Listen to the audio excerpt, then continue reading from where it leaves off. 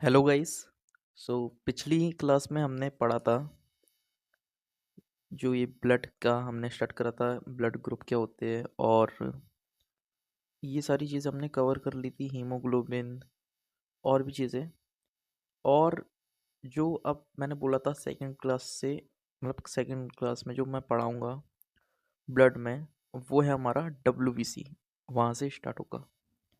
और जिसने first class देखी नहीं है सो वो फर्स्ट क्लास पहले देख लो। ब्लड का उसमें बेसिक बताया गया है और आज की क्लास भी थोड़ा बेसिक ही है।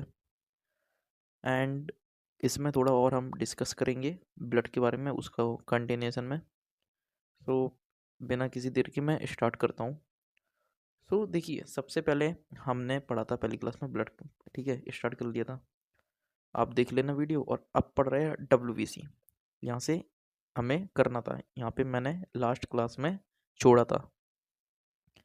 तो WBC क्या है?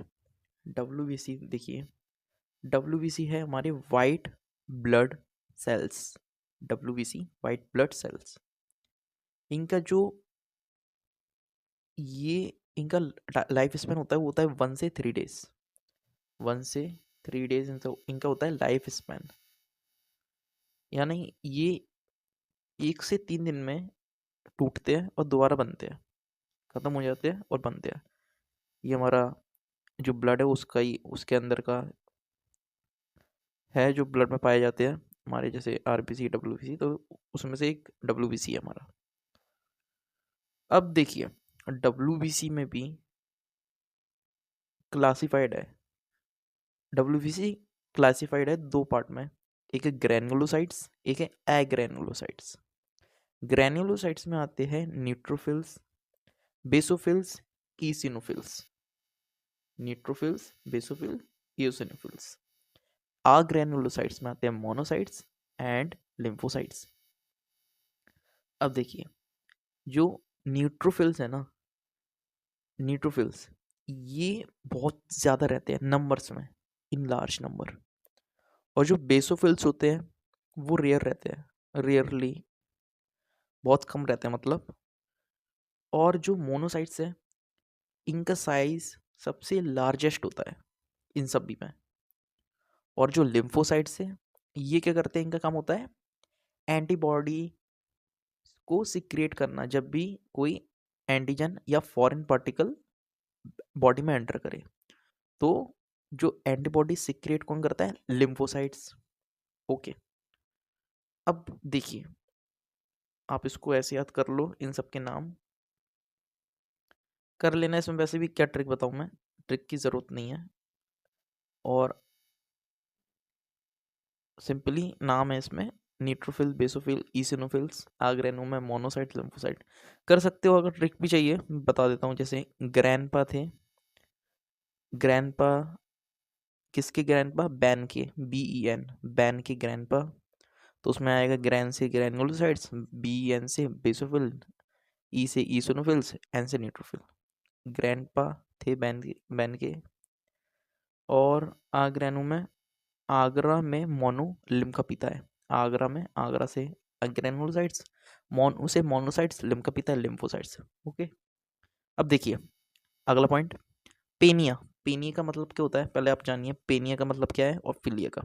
पेनिया का मतलब होता है कम होना, यानी किसी चीज का कम होना। फिलिया का मतलब है इंक्रीज होना। पेनिया नहीं कम होना, फिलिया नहीं इंक्रीज होना। WBC decrease in blood. अब देखिए, WBC डिक्रीज हो रहा है ब्लड में, डिक्रीज के लिए क्या यूज करेंगे? पेनिया। और WBC के ल्यूको, तो हो जाएगा इसमें ल्यूकोपेनिया। ल्यूकोपेनिया मीन्स होता है WBC का डिक्रीज होना ब्लड में। अब देखिए, यदि न्यूट्रोफिल्स इंक्रीज हो रहा है पेशेंट में, मान लीजिए रिपोर्ट आई उसमें न्यूट्रोफिल्स इंक्रीज बता रहा है, ठीक है, तो इसका मतलब क्या है? अब देखिए, न्यूट्रोफिल क्या है, लार्ज नंबर में है बॉडी में पहले से ही, और मान लो और बढ़ गए, बढ़ गए। अब क्यों बढ़ रहा है वो न्यूट्रोफिल? कोई तो रीज़न होगा बढ़ने का। रीज़न है कि बॉडी, जो हमारी बॉडी उसमें बैक्टीरिया एंटर कर चुका है, इसलिए वो न्यूट्रोफिल बढ़ रहा है। तो इन्फेक्शन हो जाए, infection of bacteria, bacteria enter कर गया है, इन्फेक्शन ऑफ बैक्टीरिया, इस कंडीशन में हम क्या देंगे, एंटीबैक्टीरियल ड्रग यानी एंटीबायोटिक। ठीक, अब अगली कंडीशन मतलब अगला पॉइंट हमारा, यदि बेसोफिल्स इंक्रीज हो जाए, बेसोफिल्स के काउंट इंक्रीज हो जाए। अब देखिए बेसोफिल क्या मैंने बताया था, रेयर है, रेयर होती है यानी कम। वो कब इंक्रीज होगी, जब बहुत ही मतलब हैवी एलर्जिक रिएक्शन आएगी बॉडी में, तब जाके वो इंक्रीज होगी। अब बेसोफिल बड़ी बड़ी है ना, तो इसका मतलब है कि बॉडी में बहुत ही ज़्यादा एलर्जिक रिएक्शन हो रही है, तभी बढ़े बेसोफिल काउंट। यानी कोई ऑटोइम्यून डिसीज है, ऑटोइम्यून डिसीज, क्योंकि यार रेयर होती है, वो बढ़ रही है ऊपर से, यानी ऑटोइम्यून डिसीज है। अब है हमारा ईसोनोफिल्स, ईसोनोफिल्स इंक्रीज हो रहा है, यानी इसमें इस केस में क्या है, नॉर्मल कोल्ड है, कफ है, स्नेह जुकाम खांसी वही, ठीक है, ईसोनोफिलिया बोलेंगे इसको, ईसोनोफिल्स इंक्रीज हो रहा है।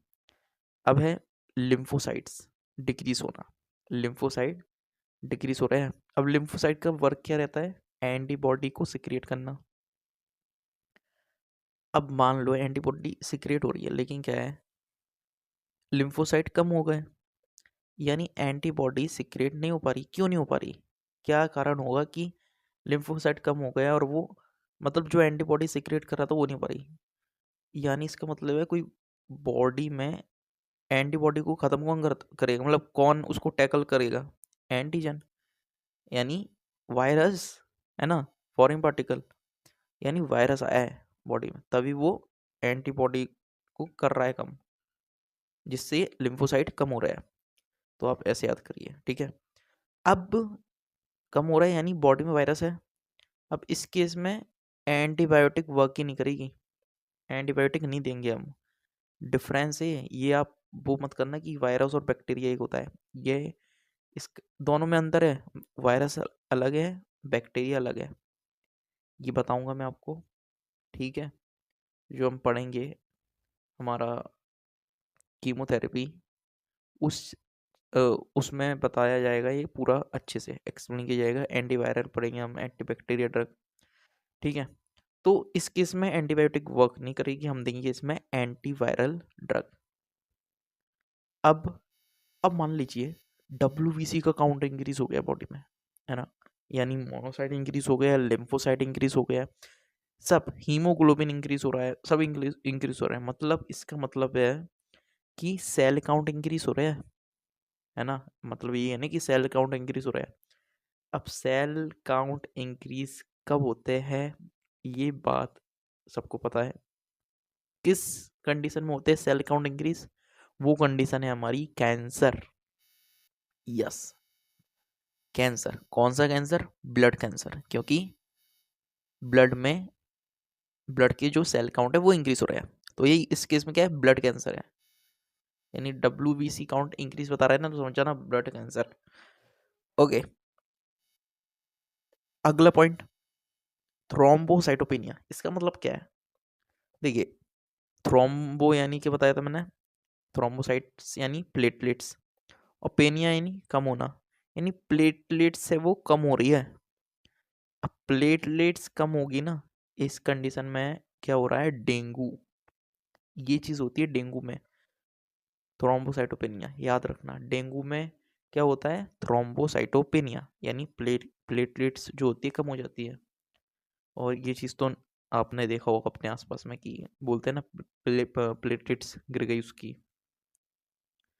तो डेंगू था, प्लेटलेट्स गिर गई, तो ये चीज़ है। अबे पॉलीसाइथेमिया, पॉलीसाइथेमिया क्या है, थेमिया फिर से आ गया। अब देखिए थेमिया यानी कि बताता इंक्रीज होना, और पॉलीसाइथेमिया ने हीमोग्लोबिन, पॉली यानी हीमोग्लोबिन इंक्रीज हो रहा है बॉडी में, इसका इस कंडीशन को हम कहेंगे पॉलीसाइथेमिया।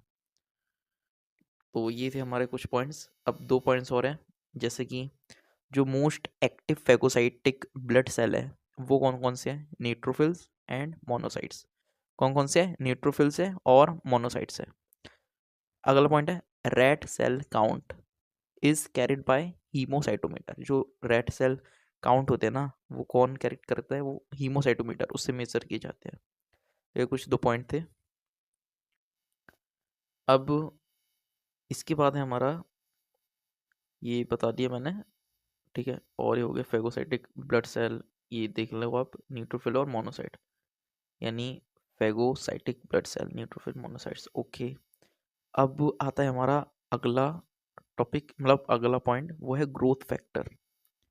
क्या है ये ग्रोथ फैक्टर? देखिए, जब भी क्या है, आरबीसी प्रोडक्शन कम होगा बॉडी में, यानी आरबीसी नहीं बन रहे, है ना, प्रोडक्शन कम हो गया उनका बॉडी में, तो क्या होता है, जो पेरीट्यूबुलर सेल होता है, मतलब एक सेल है ये, इसका नाम है पेरीट्यूबुलर सेल। ये हमारा किडनी में प्रेजेंट रहता है। कहाँ पे प्रेजेंट होता है? किडनी में। अब क्या है, आरबीसी का प्रोडक्शन कम हुआ बॉडी में, तो ये पेरीट्यूबुलर सेल है ना, ये इस चीज़ को सेंस कर लेगा, डिटेक्ट कर लेगा कि आरबीसी का प्रोडक्शन कम हो रहा है बॉडी में। तो ये क्या करता है, ये करेगा कि ये जो बोन मैरो है ना, बोन मैरो, उसमें ग्लाइकोप्रोटीन को भेजता है, ग्लाइकोप्रोटीन को भेजेगा, जिसको हम कहते हैं एरिथ्रोपोइटिन भी कहते हैं। यानी, ठीक है, क्या करेगा, मान लो देखो, आरबीसी का प्रोडक्शन कम हुआ बॉडी में, पेरीट्यूबुलर सेल जो कि किडनी में प्रेजेंट है, उसने इस चीज़ को डिटेक्ट कर लिया। फिर उसने क्या करा, उसने बोला यार आरबीसी का प्रोडक्शन कम हो रहा है, तो उसने क्या करा, ग्लाइकोप्रोटीन यानी एरिथ्रोपोइटिन को बोन मैरो में भेज दिया, जिससे क्या हुआ, ब्लड फॉर्म होना स्टार्ट हो गया, ब्लड फॉर्म होना स्टार्ट हो गया। अब देखिए, मान लीजिए ये पेशेंट है किडनी का, जिसकी किडनी खराब है, डायलिसिस पेशेंट, जिसका डायलिसिस चल रहा है, उसकी भी किडनी खराब है। अब क्या है, किडनी खराब है, यानी पेरीट्यूबुलर सेल भी काम नहीं कर रहा होगा, ऑफ कोर्स ही बात है, नहीं करेगा। तो इस केस में क्या होगा, अब तो वो भेज नहीं सकता ना वो ग्लाइकोप्रोटीन को बोन मैरो में। तो इस केस में क्या रहता है कि ब्लड फॉर्म नहीं होता, मतलब मान लो वो, उसकी पहले से किडनी खराब है और आरबीसी का प्रोडक्शन में नहीं हो रहा है, तो क्या करेगा कि जो एरिथ्रोपोइटिन है ना, मतलब किडनी है ना, वो सेंड ही नहीं कर पाएगी कि सिग्नल, मतलब जो ग्लाइकोप्रोटीन है उसको बोन मैरो में नहीं भेज पाएगी। तो इससे क्या होगा, ब्लड हमारा फॉर्म नहीं होगा। तो इस कंडीशन में पता है क्या करते हैं, इस केस में हम देते हैं एरिथ्रोपोइटिन इंजेक्शन। इंजेक्शन आता है जिसका नाम है एरिथ्रोपोइटिन इंजेक्शन। तो पेशेंट को ये दिया जाता है एरिथ्रोपोइटिन इंजेक्शन। इसको हम कहते हैं, ये किस किस नाम से आता है, ईपोइटिन के नाम से और डार्बोपोइटिन के नाम से, ईपोइटिन डार्बोपोइटिन एरिथ्रोपोइटिन इंजेक्शन। ओके, तो ये है हमारा पॉइंट, आईएमपीआई है, अच्छे से करना, ठीक है, एरिथ्रोपोइटिन। ओके, अब देखिए कुछ इसमें पॉइंट्स है, टर्म्स, जैसे डब्ल्यूबीसी के बारे में। डब्ल्यूबीसी में जो हमारा ग्रोथ फैक्टर है, नेचुरल कौन कौन से ग्रोथ फैक्टर होते हैं, एक होता है GCSF, एक होता है GMCSF। इसका फुल फॉर्म है, GCSF का है ग्रेन्युलोसाइट्स कॉलोनी स्टिमुलेशन फैक्टर, और GMCSF का है granulocyte colony stimulation factor. Full form इतना IMP नहीं है, आप मेन ये याद करिए, GCSF और GMCSF, ये नेचुरल ग्रोथ फैक्टर है। ओके, डब्ल्यूबीसी में रहते हैं। प्लेटलेट्स के लिए, प्लेटलेट्स में कौन सा है, थ्रोम्बोपोइटिन, ये ग्रोथ फैक्टर है नेचुरल, थ्रोम्बोपोइटिन। अब देखना ल्यूकोपेनिया में क्या है, डब्ल्यूबीसी कम हो गए ल्यूकोपेनिया में। अब डब्ल्यूबीसी कम हो रहा है ना, तो इस केस में पता है हम कौन सी ड्रग देते हैं, हम देते हैं फिलग्रास्टिन। ये है ग्रोथ फैक्टर, ये नेचुरल नहीं है, ये हमारा ड्रग है ये वाला, ठीक है, फिलग्रास्टिन। ट्रिक इसकी याद कर लो, ल्यूको है ना, ल्यूको में कौन सी दे रहा है, ल्यूकोपेनिया में फिलग्रास्टिन, यानी लुक्का था, मैं ट्रिक बता रहा हूँ वो मत करना माइंड आप, ल्यूको लुक्का, लुक्का था, पीने लगा, और पी के क्या करता था, जो ग्रास थी ना उनको फिल करता था, मतलब थैली ले लेता था और ग्रास थी ना उसको निकाल निकाल के अपनी थैली में फिल करता था, लुक्का पीने के बाद, ल्यूकोपेनिया में फिल ग्रास्टिन। ओके, थ्रोम्बोपोइटिन, अब देखिए ये तो हो गया अब प्लेटलेट में क्या है, थ्रोम्बोपोइटिन ग्रोथ फैक्टर है। मान लो प्लेटलेट कम है, इसमें क्या बोलेंगे, थ्रोम्बोसाइटोपेनिया। इस केस में ड्रग कौन सी है, तो इसमें है हमारी ओप्रेलवेकिन, रोमिप्लास्टिन, एल्ट्रोम्बोपेग। इसमें कौन कौन सी बताई, ओप्रेलवेकिन, रोमिप्लास्टिन, एल्ट्रोम्बोपेग। इसमें क्या है, ऐसे याद कर लो आप, थ्रो करा कहाँ से, थ्रो करा 2 पैक पीने के बाद। देखो ऐसे याद करो, रोमियो था, उसने 2 पैक पिए और रेलिंग पे चढ़ गया। रेलिंग होती है ना टेरेस की जो रेलिंग, उस पे चढ़ गया और थ्रो थ्रो करने लगा पत्थर वगैरह सब पे, थ्रो। तो थ्रोम्बोसाइटोपेनिया में क्या है, एल्ट्रोम्बोपेग, बोपेग 2 पैक पिए। रोमियो चढ़ा था, रोमी ने पिए थे। रोमी प्लास्टिन कहाँ पे चढ़ा था, रेलिंग पे, रेल वेकिंग, ओप ओप रेल वेकिंग, ओप रेल वेकिंग, रोमी प्लास्टिन, एल्ट्रोम्बोपेग। तो ये थे हमारे पॉइंट्स कुछ। अब आखिरी पॉइंट है, देखिए, हिमेटोक्रिट वैल्यू क्या है। हिमेटोक्रिट वैल्यू है ratio volume of RBC to whole blood volume, यानी जो आरबीसी का वॉल्यूम है ना, और किस किस का रेशियो, आरबीसी का रेशियो, वॉल्यूम का रेशियो, और जो होल ब्लड का वॉल्यूम है उसका। तो इस चीज को हम कहते हैं हिमेटोक्रिट वैल्यू।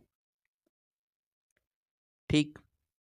अब इसमें एक और पॉइंट है, अगला पॉइंट है, drug most likely to be used in chronic renal insufficiency, यानी क्रोनिक रेनाल इंसफिशियंसी में कौन सी ड्रग है जो ज़्यादातर यूज़ की जाती है, वो है हमारी एरिथ्रोपोइटिन। एरिथ्रोपोइटिन का यूज़ की जाती है क्रोनिक रेनाल इंसफिशियंसी, अभी पढ़ा था मैंने, ठीक है, एरिथ्रोपोइटिन, ईपोइटिन, डार्बोपोइटिन, ठीक है। तो ये हमारा हो गया, हमारा बेसिक पार्ट था, ये ख़त्म हो गया है ब्लड का। अब ये जो आ रहा है, ये हमारा अच्छा मतलब जो मेन पार्ट है, पार्ट जो कि है हमारा हिमेटेनिक, हेमेटेनिक एजेंट्स या हेमेटेनिक, कुछ भी बोल दो, ओके। अब हिमेटेनिक क्या है, हिमेटेनिक पढ़ेंगे हम अगली क्लास में, अभी के लिए इतना ही। तो हिमेटेनिक मैं इजी बताऊंगा, मैं आपको इजी, बहुत इजी तरीके से बताऊंगा, ठीक, याद हो जाएगा, कोई प्रॉब्लम नहीं है, इजी है वो टॉपिक, हिमेटेनिक। तो चलते हैं फिर, अगली वीडियो में मिलेंगे, और कोई डाउट हो तो आप कमेंट कर देना, मैं बता दूंगा, ओके। सो या बाय।